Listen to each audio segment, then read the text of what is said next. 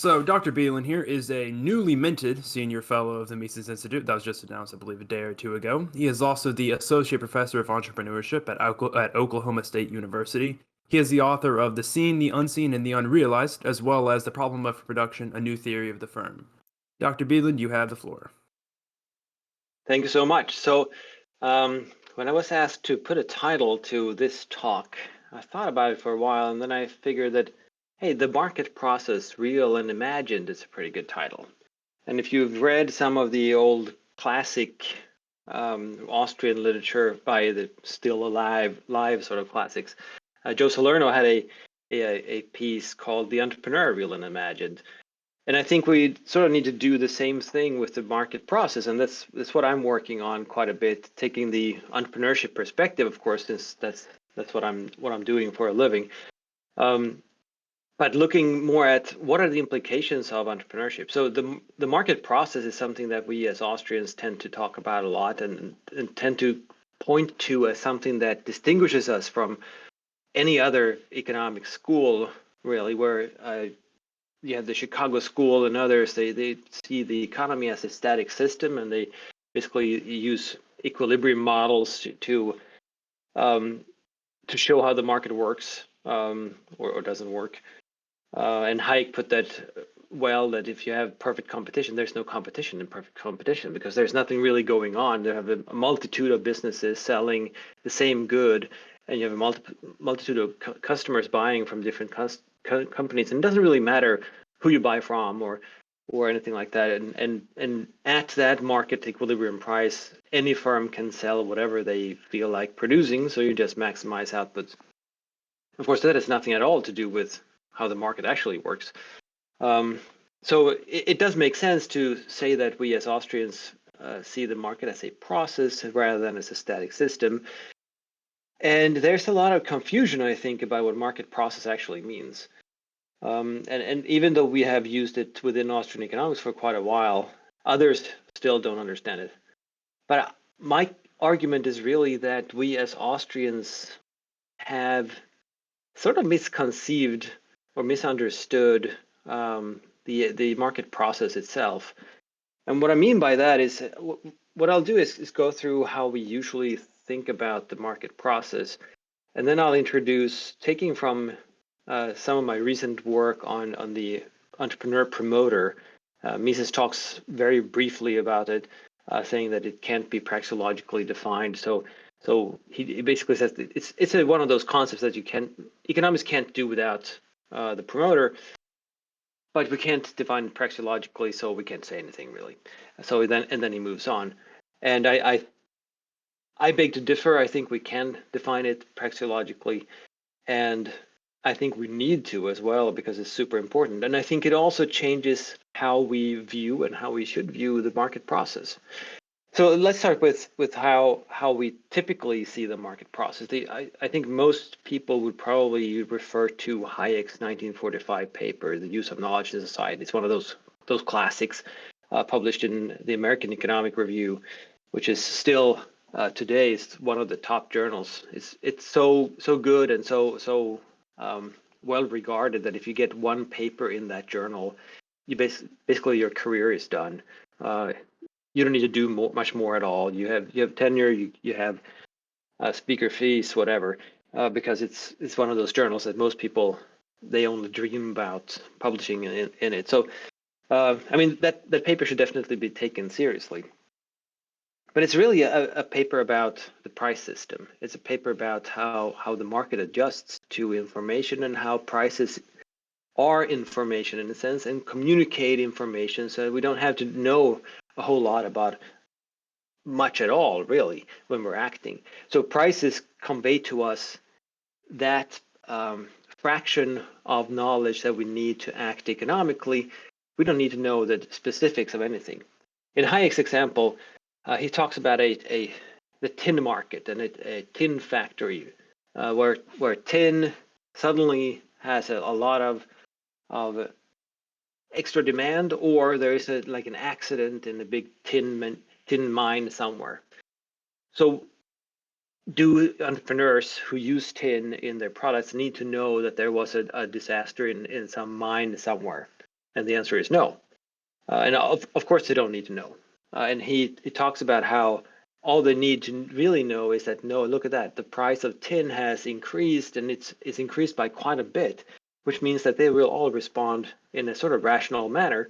They will all try to use as little of tin as possible. They will look over their alternatives, look at what other materials might I use instead of tin that is cheaper. So they shift their productions maybe to using different inputs, maybe to producing other things, but they're trying to still economize, just like they did before, responding to this higher price. This makes sense, and of course, it's in a sense after the fact, it's sort of obvious. But Hayek goes a little further, saying that, well, these prices are really a way of shielding us from all this information that we needed to have to act rationally had there not been a price system. So he says that we don't need all this particular knowledge of time and space that all these actors have out there, because of their acting on prices, we just need this common denominator, and we need to adjust our actions based on this common denominator, and thereby the market sort of automatically, like by an invisible hand, shifts and adjusts to these new circumstances and to how whatever changes has happened to the marketplace. No one needs to control this. No one needs to guide these entrepreneurs. No one needs to direct them, because they're just responding naturally and in a decentralized fashion, and they're taking advantage of this information that they do get through the price system, but they don't get the specifics, right? You don't need to know that there's a tin mine at a certain place, and you don't need to know how much they produce or anything like that. You just need to respond to price changes, and that happens automatically. And as Austrians, of course, we understand this pretty well, and we understand how the market almost instantaneously adjusts pretty rationally, and we can see this as if we would put ourselves as in a business as an owner or as a manager or as the entrepreneur of a business, we would of course respond rationally. If one of our inputs would have a sudden spike in prices and we expect those prices to last, then obviously we would try to use less of that input, and we would shift our internal processes and our productions and everything like that in order to stay away from that input. So that input would then be used to the most valuable ends, just as we would expect using Menger and all of these other Austrian theorists, right? Kerzner talks about how this process functions in his book from 1973, Competition and Entrepreneurship, where he talks about how entrepreneurs, through responding to opportunities, or really errors that linger in the marketplace, and by discovering these errors, they can be fixed, and thereby the market itself is pushed towards the general equilibrium point, if you will, or at least some sort of distant maximum that is never attainable, but still a point that the market is tending towards because of this, the alert entrepreneurs, right? These errors, he doesn't mean that someone committed an error, but rather that someone provided a solution that was not a perfect solution. And he also talks about, well, on the production side, entrepreneurs provide all these solutions and try to fix these errors that were made, meaning that productions do not satisfy consumers perfectly, which of course they never do. So there's always something you can do a little better. And that's what's fixing one of those problems or one of those errors means to Kerzner. Of course, there's also the other end. Consumers change their minds all the time. They have different ones. They wake up one day and they feel different than they did the day before, so they're going to pursue different ends. So the whole production apparatus of the market needs to respond to this and produce something differently. Say there's a new fad or a new fashion or something like that. Then the market would need to abandon previous productions and produce something else in response to this demand. So this too we understand. This it's not really super advanced. It's something pretty obvious to us Austrians. And this we refer to the market process. So all of these adjustments being made in a decentralized fashion. And we could talk about Lachman as well, but we don't need to go further because I think as Austrians we have read quite a bit about this topic, and we refer to the market as a process because it is a process and it is equilibrating in this sense and so forth. The problem I've always had with this discussion is that it's sort of within boundary adjustments and improvements, but nothing is really expanding the market boundaries or the extent of the market. So we're keeping the bounds or the sort of the scope of the market, we're keeping that constant, and then we're saying, oh, if there are errors or if there's like an external shock, an exogenous shock to the system, then entrepreneurs will respond to it. And entrepreneurs will see, oh, wait, look at that. And because of the higher prices, they will stay away from certain things. And because of the lower prices elsewhere, relatively speaking, they will go there instead. And in that sense, we're making the most value possible out of all these inputs given their prices. Of course, what Hayek is missing is the price determination process. So what he's really talking about in this 1945 paper is one part of Mises's calculation argument. So what he's talking about is entrepreneurs adjusting to the prices that are there already. But that's just half of the story. The really important story, to Mises anyway, is how those prices are actually determined. And there's nothing in Hayek's article talking about how this higher price comes to be. So he says that no one needs to know about this mine and this disaster or why the price is higher. Well, someone needs to know, because if no one knows, then no one would act differently and there wouldn't be a different price either. So there's a big part of the argument missing there, that because there is a disaster, someone will need to bid up the price. Someone, probably competitors, will say, hey, look at that. There's a lot less tin going to be produced in the market, so we'll raise our prices or we'll ramp up production or whatever it is. We'll try to profit from this opportunity. So they will respond to the information that there is a mine rather than the information in the higher prices, because their actions precede the prices that increase. That's still, though, acting within the market boundaries. And I think what we're missing here when we're talking about the market process in this sense is that we're really looking at the entrepreneur as a responsive, sort of a almost passive actor, where the entrepreneur produces things in response to demand, which is frankly utterly wrong. An entrepreneur does not produce anything in response to demand. He produces before there is demand. And if you look at any new product being released into the market, you will realize pretty quickly that, wait a minute, there can't be demand. There's willingness and ability to pay for a product that does not exist yet. So the entrepreneur who produces something new, this innovator in a sense, will need to produce a product that they have no clue whether people will want or will actually buy in the future. And they will have to dedicate a lot of resources and a lot of investment into producing this thing and making it available to customers before they know that there is an demand. They're not responding to anything. They're responding to their own imagination or their own sort of vision of what consumers will value. It's not a matter of responding to the prices. On the input side, yes. If they're already within a production process, if they've already discovered that, hey, producing this product means there is already demand for it, or people are buying this product, then they can and should and will, of course, respond to price changes of the inputs, because that's the only way of keeping the business alive, of increasing profits and so forth. But this is really production management. This is not really entrepreneurship in the sort of uncertainty-bearing sense, and it's definitely not innovative in the sense of, say, Schumpeter or someone like that, talking about how the entrepreneur disrupts things. That's not part of the picture at all.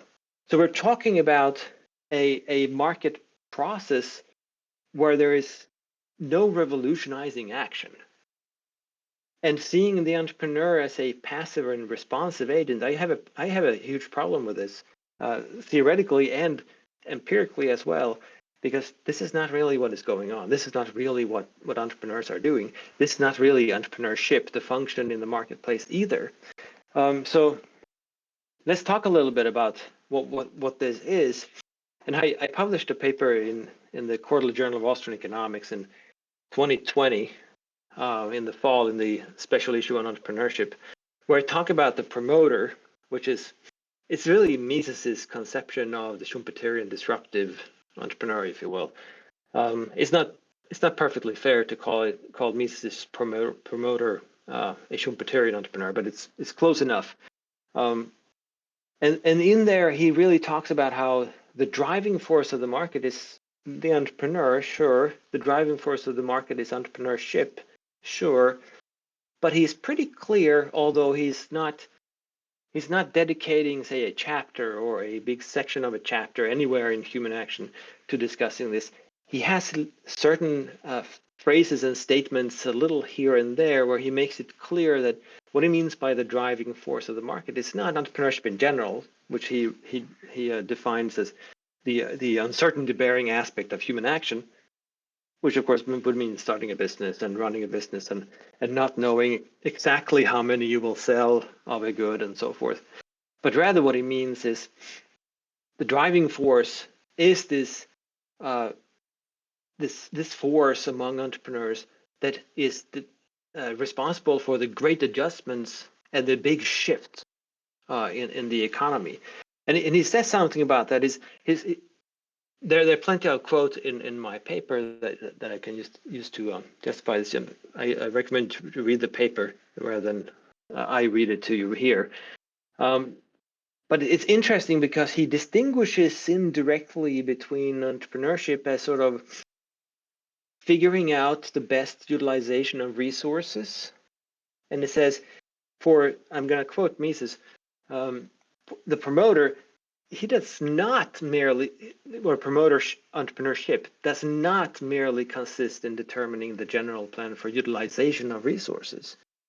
What he's saying there is basically that the marvel that Hayek is talking about, the responsiveness to prices and so forth, that's not what the promoter does. The promoter is not this agent that is trying to figure out how to stay afloat. The promoter is not the entrepreneur who is responding to these price hikes or these suddenly cheaper inputs or anything like that.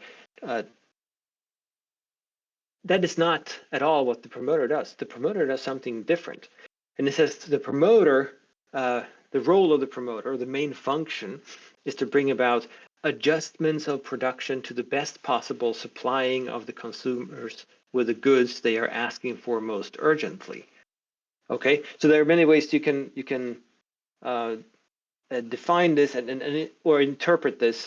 And unfortunately, Mises is uncharacteristically vague, or at least ambiguous, when he talks about the promoter. And I think there's good reason for that, because he says that you can't define the promoter praxeologically. So of course, then he can't be very clear on exactly what the promoter does, because it's vague and it's not theoretically distinct. But still, he does have a pretty good idea of what promoters do, and it is this disruptive force. It's the launching of a new product that completely changes people's behaviors. If you think of Henry Ford's Model T car, that in a sense rather abruptly shifted society from horse and carriage towards automobiles. If you think of, say, Apple and the iPhone shifting us from these small flip phones that we had in our pockets that were phones for phone calls and, well, text messaging, but it was a lot of work just putting together a text. And then the iPhone, that completely changed a lot of things, because suddenly we had a screen and we had access to internet in our pockets, and that completely changed quite a bit. I mean, today there's more usage of the internet on smartphones than there is on computers. So this has changed a lot. And of course, one way to think about this is simply, if you go on a road trip, how many of you would bring one of those paper maps and stop at the side of the road and unfold this map and try to figure out, okay, exactly where are we now and where are we going? No, of course not. You've already you put your smartphone in the cradle, and you already have Google Maps or whatever on there, and it's taking you wherever you want to go. You don't need a map. You don't need anything like that, right? So you've already changed your behavior. You don't plan ahead as much because you don't need to. You have the whole world, or the wealth of the whole world in terms of information in your pocket. So all our behavior has changed a lot. These things that cause these sort of enormous changes to the economy through consumer behavior, those things are what the promoter does. Now, how are we to understand this then? Because this is not really an adjustment. You have to really stretch the meaning of the term adjustment to prices to say that, oh yeah, well, Steve Jobs was really adjusting to price changes. That's why he created the smartphone. Or Henry Ford, well, prices changed, and so he was just adjusting his production by producing an automobile that most people could afford and changed the whole world that way. It's not about adjusting to outer changes. It is about bringing about these changes yourself. So the actions of this subtype of entrepreneurs is really what is pushing the market in one direction or the other, or maybe several at once, by releasing these innovations that no one had thought of before, or at least not in that sense. And if they're successful, they're going to change a whole lot of things. There's going to be this creative destruction that Schumpeter talks about.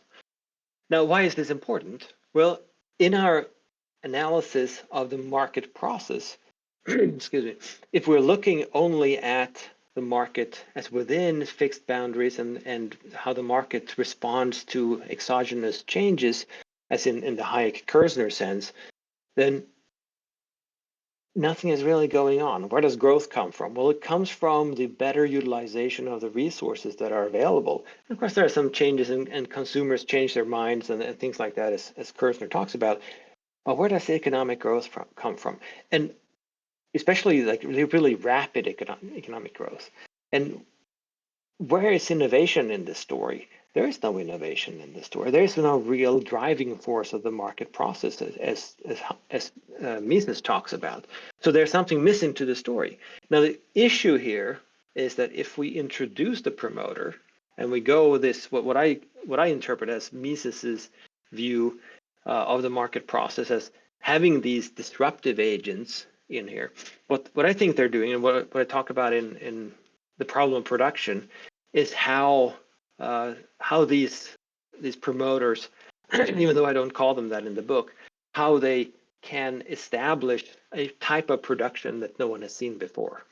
How do they do that? Because you can't really do that in the marketplace, because you have to invent everything. You have to take advantage or take responsibility for the whole process itself, rather than just trading and you can't. It's not about just discovering an opportunity or engaging in arbitrage or anything like that. It's very hands-on, and it's you bear a lot of uncertainty in doing this. So it's very different type of entrepreneurship. But the implication, and as I argue in Problem Production, is that the market is not growing slightly because we're utilizing resources better over time, but rather it's taking leaps forward, because you're discovering new types of production, you're discovering new types of goods that can be sold. You're not responding to anything. You basically create these new markets, or this new type of demand that consumers have, because they had no clue that this product was possible, and they couldn't imagine it. And very often consumers, they respond to the products that they're offered, but they don't imagine products that they would like to have. They have sort of vague ideas of what would be cool, like a flying car or something, but how to do it, how to make a flying car that someone actually wants, and at what price, and everything like that, consumers don't have those ideas. Very often an innovator entrepreneur will need to educate the consumer of why this new thing that they never thought of before is actually of value to them. That's one reason that many innovative entrepreneurs actually fail because they don't tell this story to the consumers. They're unable to tell consumers why what they're offering is so fantastic, which is very often the case with the second mover, that the first mover tries and makes all these mistakes, and the second mover has a different idea, has a different perspective, and sees this product and says, "Well, wait a minute, this can be packaged in this other way. I can target a different market segment. I can tell a different story about it, and so forth." Now, if the market process expands in leaps rather than slowly and sort of usually sticks within its boundaries, then we have a problem, because then the Hayek story doesn't really hold water. And I don't mean that economic actors don't adjust to prices. Of course they do. So most of what we see in the marketplace is the Hayekian story. However, the parameters within which it happens, the boundaries of the market, are always shifting or can potentially shift because of these disrupting agents, the promoter entrepreneurs, which in a sense undermines the whole argument of Hayek and Kirchner, at least an aspect of it, that it's not about adjusting to this new information. It's not about responding to these changes. Of course, you have to respond to the changes, but especially you have to respond to changes if there is a promoter disrupting the whole marketplace. Then you have to respond very strongly. You have to probably do something very different, not just adjusting your inputs or choose something different, but instead maybe you have to go for a very different industry, a very different type of production. Maybe you had to just pull the plug on your business and start something else, whatever it might be. But what actually determines the market process then is not these adjustments, and it's not the sort of automatic, decentralized, not unplanned and uncoordinated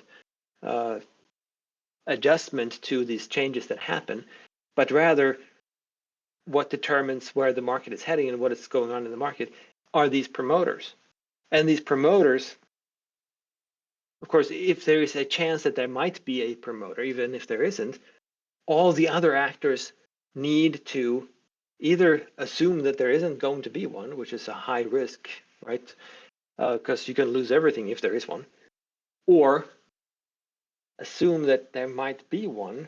So they will try to also try to figure out how to step ahead of a potential promoter and therefore innovate in their line of business. So you would still see, you will see, even if there is just a slight chance of a disrupting agent in this marketplace, you would in a sense force all the agents, all the entrepreneurs in this market space to think about and try to step ahead of whatever change could happen. In other words, they will need to try to innovate themselves in order to stay alive, in order to keep doing their business, which of course also is a way of competing with those producing the same things as you're producing, because you're trying to produce something new. So it changes the story, and I think it's a much, much more powerful story as well, because this is a true market process, and it's actually in Mises. I think it's highly problematic when we talk about the market process that it is about knowledge and information and adjustment and being responsive to these changes that happen, because very often the changes that happen in the marketplace are changes brought about by entrepreneurs. And of course, we all recognize this, that, yeah, of course, there's disruptive innovation and things like that. Well, disruptive innovation is not simply something that we observe in the real marketplace that sort of fits with the theory. It doesn't. If we put the disruptive entrepreneur into our theory of the market process, it changes the theory of the market process fundamentally. It changes the structure. Every time there is a promoter entrepreneur with a successful disruptive innovation, it changes the structure of the market itself. And that, of course, forces everybody who is affected to adjust to this promoter, but it will only last for as long as there's no other promoter disrupting the structure of this marketplace. So I think we need to recognize that there's a whole lot more dynamism to how we should view the market process than we typically recognize. And we actually do find this in Mises, even though he doesn't actually spell it out. But I think he did have this, adopting this view, let me put it this way, adopting this view, putting the promoter at the center, which Mises does, and applying this on the market process, I see a big gap between this promoter-driven market process and the discussion that Hayek had in his paper and that Kerzner had in his books and so forth, even though those are great contributions. I'm not denying that in any sense, but there's a huge difference in how they viewed the economy. And reading Human Action, I can't find anything in that treatise that contradicts what I've discovered about the promoter. So even though Mises talks about, say, adjustments and price system and Austrian business cycles theory and everything that Dr. Newman talked about before, all of these things, he doesn't ever say anything that contradicts the disruptive role of the promoter. Other Austrians do, and especially, I would say, more recent and sort of interpreters of Mises and Hayek and all those great Austrian thinkers, recent interpreters, they have overlooked this aspect, which really separates Mises's view of the market process from many other Austrians' views. So I'll stop there and take some questions. All right, thank you very much. We have a few questions here for you. So the first question here comes from Faze Hoppe. He asks, what lessons can prospective entrepreneurs learn from Austrian economics? Wow, how much time do we have? So I think they can learn a lot. So I mean, I teach my students Austrian stuff, and most, in a sense, if you take entrepreneurship courses in college, they're going to be very Austrian already. I think, though, that the first thing you need to recognize, and that I think helps prospective entrepreneurs a lot, is the Austrian view of value. A common problem that entrepreneurs have, or that something that they do wrong very often, is that they see their venture in terms of production rather than in terms of value.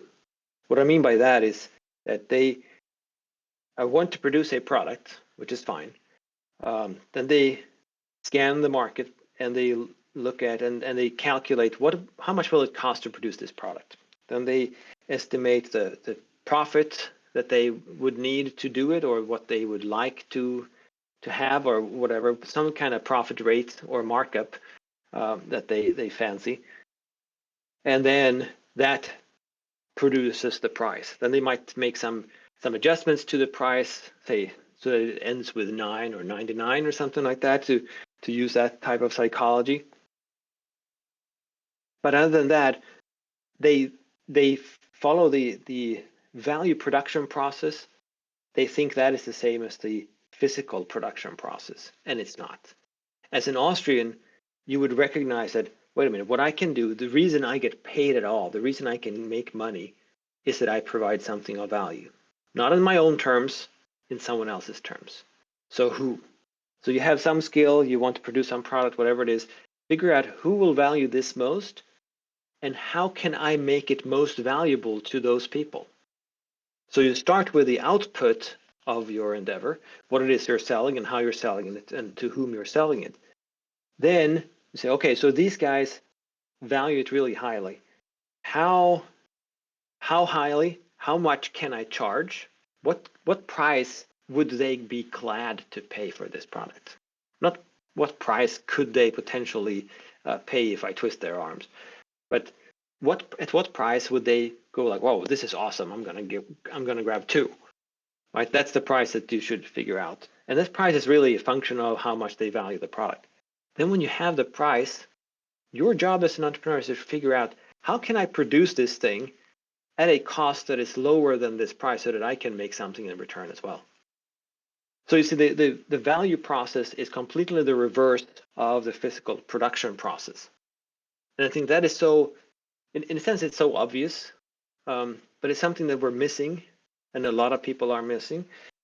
And I think it's a mistake that a lot of entrepreneurs make, and therefore they don't make as much money as they could, or they simply, their businesses fail because they didn't figure out the value. So I think that is the first thing to do. There are plenty of other things you can take from Austrian economics and apply as well. But if you get this wrong, you get everything wrong. Next question here comes from Tucano.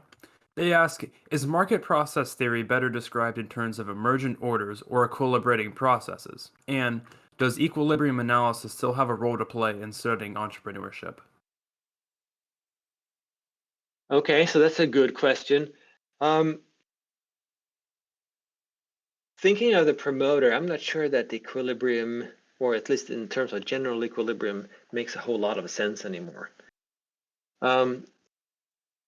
Because what do promoters do? They disrupt the whole thing. They rethink something, and of course you can stretch the concept, saying that, oh yeah, well, general equilibrium is Garden of Eden. So because we produce more value after the promoter has this disruptive innovation, we produce more value, so we get a little closer to Garden of Eden. So that's equilibrating. Well, that also means that a lot of the actions that were taken before this promoter entrepreneur were actually disequilibrating, not equilibrating. So it changes. It changes the parameters completely when we talk about this. And I think recognizing that it is a market process, that it is value driven, means we can really get rid of the equilibrium construct, or at least the general equilibrium construct. We don't have to talk about the market process as equilibrating at all, because I think that is at best confusing, and I think that makes it forces people, or at least it fools people, to interpret what we're saying in a way that they can already understand readily, and they will interpret that then in a neoclassical manner, which means they will overlook what we consider to be the most important things. So that's a huge problem. What was the second part of the question? The first part of the question is market process theory better described in terms of emergent orders or equilibrating processes? That was the part you already answered, correct? Right. Okay, the second part of the question is, does equilibrium analysis still have a role to play in studying entrepreneurship? I don't think it has a role to play in entrepreneurship itself. I mean, I think it makes sense to study the market in terms of supply and demand. And a lot of entrepreneurship is the type of entrepreneurship that you find in both Hayek and Kerzner, namely what we would term imitative entrepreneurship rather than innovative entrepreneurship, because they do similar things that other people have been doing already, like starting a new dry cleaners. It's not going to drive the market. It's not going to change a whole lot of things, but it's going to make some consumers better off, and it might make you a nice profit. It might be a way to feed your family for the rest of your life. Who knows? And that sort of thing, in a mature market setting with mature products like this, you can't disregard promoters completely, but you can assume that, well, things are going to be fairly the same, and for as long as they are, you can apply, I wouldn't say equilibrium necessarily, but at least supply demand analysis using the data that you already have. The problem is when there is a disruption, and you can't really ever say if there's going to be one or not. So that's part of the uncertainty you have to bear as an entrepreneur. Next question here comes from ChessCheck01, and they ask, how do you believe COVID is affecting entrepreneurship? Wow. Okay. Yeah, that's a big question. In terms of, well, so I can choose a cop-out answer, and interpret this as simply COVID and say that, well, how does this disease affect entrepreneurship? Well, then we can talk about consumer behavior. We can talk about how people feared the disease and feared the virus, how it affected not only entrepreneurs themselves but their employees and things like that, which becomes sort of a standard economic analysis. And that's fairly simple then, because then it affected many entrepreneurs. They made less money than before. The issue, though, is pandemic policy rather than COVID itself. And that has had a disastrous effect, I think, because people have been told to stay at home and they've been forced to be at home. They've been commandeered to sit at home and do nothing. And entrepreneurs have been forced to, in a sense, pause their businesses, whatever that means. I've never understood what that means. And just wait while the government is sending checks to people and feeding them. And then, of course, government is trying to boost demand by sending more checks to people so that they can buy from these entrepreneurs. But we have already seen, the last figures I saw, especially minority entrepreneurs who are not usually not the promoter kind, but are running like local stores and things like that. Very high rate of failure. Because they had basically zero margins. And they relied on this constant stream of products going out the door. So many of those are simply gone. And I think we've seen a centralization and a shift in practically all markets where you have fewer and bigger actors than before. And many of the small actors are simply gone. And there are higher barriers to entry today, I would say, because of that, and because of, well, many other issues as well, because of pandemic policy and other crap that they push onto the market whenever they can. By they, of course, I mean politicians.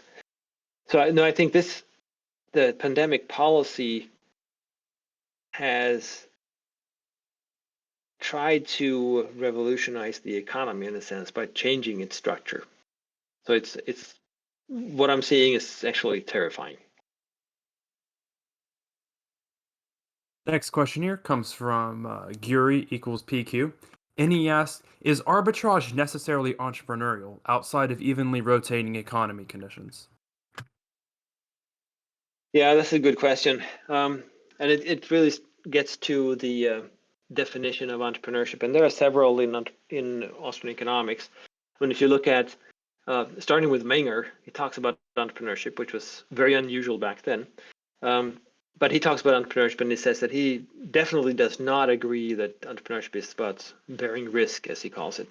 And then Mises defines entrepreneurship as uncertainty bearing. So obviously they didn't see eye to eye.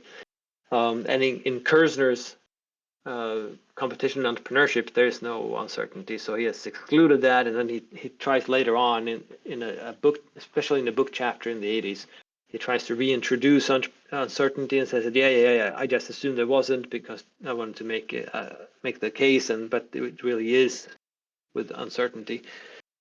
But I agree. Arbitrage, there's not a whole lot of uncertainty involved. I mean, there's uncertainty in terms of the normal, always present uncertainty, as in, oh, I'm going to go to the bathroom, but who knows, I might die on the way. Well, that applies to arbitrage as well. But is there uncertainty bearing in the productive sense, in the value creative sense? No, I don't think there is.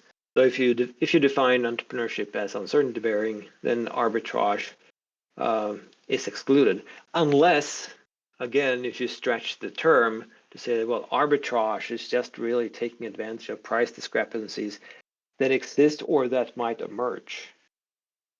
Well, if that is how you define it, then it includes uncertainty bearing as well. So this is sort of a minefield because there's so many different versions and interpretations of definitions of these terms.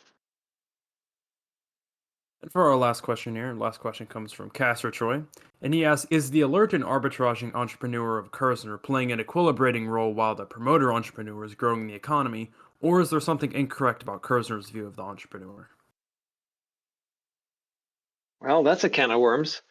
So, like I said, I think there is something to both Hayek's and Kerzner's, and I don't think they're really very different in how they talk about entrepreneurship as responsive and as adjusting to this new information. You could say that the promoter is really creating this new information, because the promoter through and I talk about this in my paper a bit. The promoter is not only creating new types of production, but it's also outbidding other entrepreneurs when the promoter is trying to get their hands on whatever resources is core to their endeavor. So they are really the ones bidding up the resources so that you get the higher price that the others can then adjust to. So you sort of need both parts of it. The problem I have with, I mean, that is true. I agree with that. The problem I have with saying that, oh yeah, it's both, so we can just put them side by side, is that the promoter really undermines the adjustments and the responses by the everyday entrepreneurs of Hayek and Kerzner. So it really changes it changes things, and it creates a different type of market process where, of course, there are adjustments, and of course there are people responding to prices, responding to changes in demand and things like that. I think that is a whole lot more. It has more to do with production management than with actual entrepreneurship. And that is the problem. It has been given too much space in the Austrian discussion on entrepreneurship. I think, let's put it that way. It should have space, but it's been given way too much. All right, well, thank you very much, Dr. Bylund, for being here with us tonight, and also closing out the night of the conference here. Before we let you go, do you have anything to plug or anywhere for people to follow you at? Well, I listened to the previous speakers, and I think Jeff Dice did a pretty good job of plugging the forthcoming primer, which I'm still working on. So that, of course. Other than that, I mean, I'm pretty active on Twitter, and the handle is just my name, one word. And then my website, which is sort of academic looking and not very cool at all, but it's also myname.com.